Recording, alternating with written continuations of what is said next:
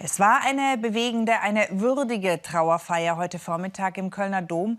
Angehörige, Freunde, Weggefährten, Gäste aus Politik und Wirtschaft, alle haben sie Abschied genommen vom Kölner Verleger Alfred Neven-Dumont. Die Trauerredner würdigten den Verleger des Express und des Kölner Stadtanzeigers als streitbaren Menschen mit großem Herz. Alfred Neven-Dumont starb am 30. Mai. Er wurde 88 Jahre alt.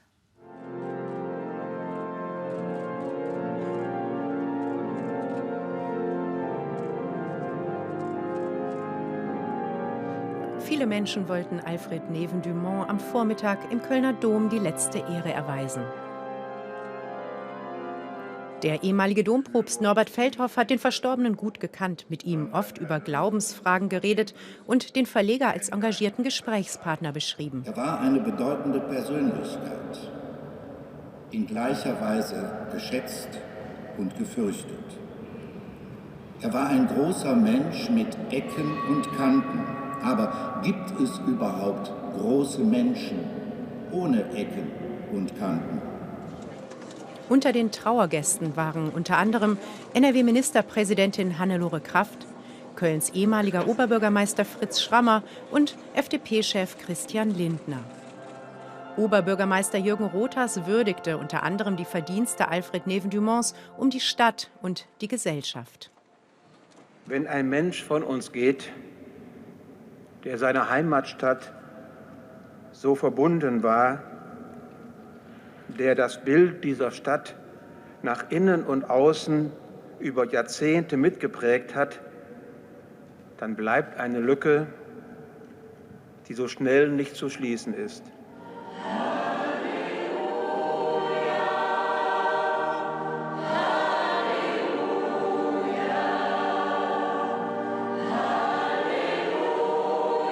Viele Trauergäste standen dem Verleger sehr nahe und haben mit ganz persönlichen Worten Abschied genommen. Daraus sprach Dankbarkeit für sein karitatives Engagement und Anerkennung für sein journalistisches Lebenswerk. Wir verbeugen uns vor einem Menschen, der als Verleger, als Publizist und Unternehmer seinen Anteil zum Aufbau einer starken Bundesrepublik geleistet hat. Alfred Neven-Dumont war ein Glücksfall für unser Land.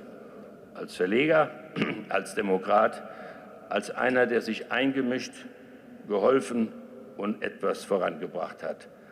Danke, lieber Alfred Neven-Dumont. Alfred Neven-Dumont war unter anderem Gründer des Express und Herausgeber des Kölner Stadtanzeigers. 2001 wurde er zum Kölner Ehrenbürger ernannt. Der Publizist und Unternehmer ist 88 Jahre alt geworden und Ende Mai im Kreis seiner Familie gestorben.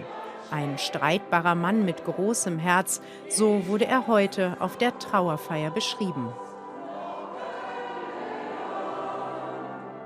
Natürlich habe ich an ihm geschätzt, dieses Engagement, was er in allen möglichen Bereichen an den Tag gelegt hat. War immer ein Förderer von guten Ideen.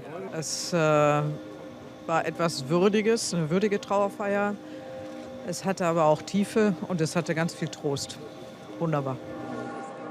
Der Kölner Verleger Alfred Neven-Dumont wurde bereits vergangene Woche in aller Stille beigesetzt.